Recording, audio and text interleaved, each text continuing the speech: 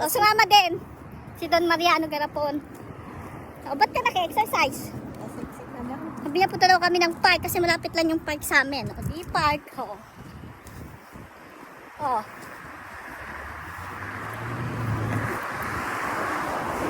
Na-exercise pa more.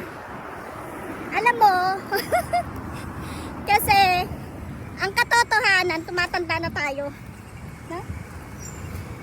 Ngayon ko na-realize, nasa 40 na nga pala ako.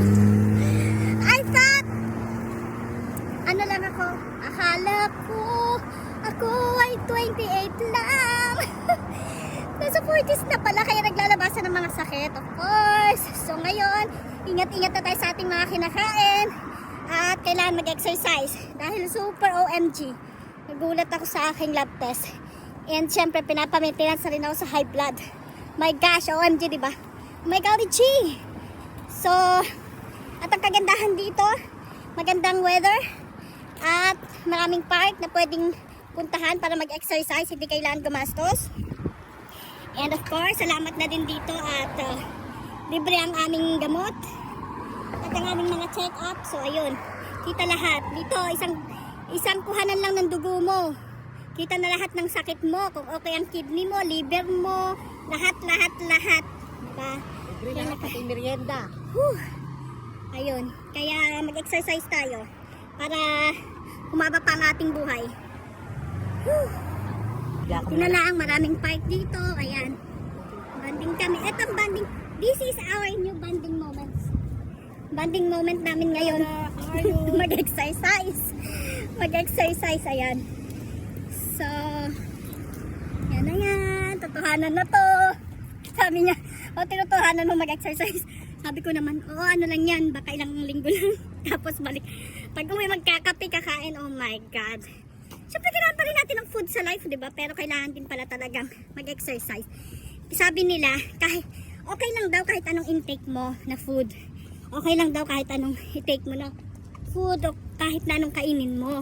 Basta nga meron kang exercise para maganda yung digestion ng food at yung mga taba na papawis mo. So ayun, this is the park. Ayun, din na kami sa park. O, diba ang ganda ng park here? So ayan, takbo-takbo muna kami para ma-exercise. Then mamaya uwi. Siyempre, alam na this. Paano? Hindi ko nga mabuhat sarili ko. Bigla ka babaksak. Hindi ko mabuhat sarili ko, my God. Bigla ka babaksak. Mga 5 minutes para mawala. Bigla yun.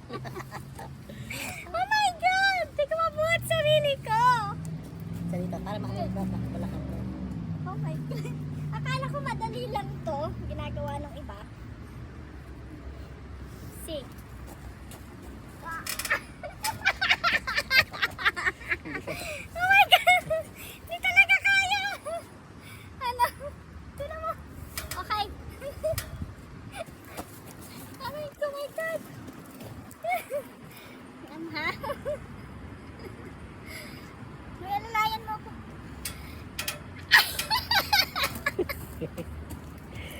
Hindi ka mabuhat yung sarili ko. Oh my God! Ganyan na pala ako kabigat. Gosh. Hindi mag-diet. Yan, going home na kami. Pauwi na ang nag-exercise at magkakapit kakain na. No. Yan ang bago naming banding. At least every day or every other day, no? At least every other day. Gagawin namin to talaga. Ayan, nakauwi na kami. And syempre kami ay gutom. So, nag-boil ako ng egg. Nagbo-boil ako ng egg. Ayan. Ayan. Tapos, syempre gutom kami talaga. Ako yung magkakape. Ayan. Naubos ko lang yung creamer ko para pag naubos na hindi na ako bibili. Dahil ako lang naman nagkakape dito. At yan ang aming pagkain. Oatmeal and cereal. O, pati siya. Ayan, taste muna kami sa ganito and tingnan natin kung may pagbabago in a month or in a week, maybe. Or, tingnan ko kung kakayanin ko. Hanggang kailan ko kakayanin. Dahil alam niyo naman ako, si Lemon Girl. Tabang. I need sugar, pero bawal talaga. So, kailangan natin tiisin. Dahil, kung ayaw mong pre-diabetic pa lang ako, ibig sabihin nandun na. At pag hindi ko siya dinayat talaga, so ayaw kong mag-maintenance for the diabetic. Yan ang pinakamahirap. Yun ang pinakamahirap. So, I will try my best. Tawa yung sawa ko. I will try my best. I will try and try until I will succeed. So, ayan. Hanggang sa muli.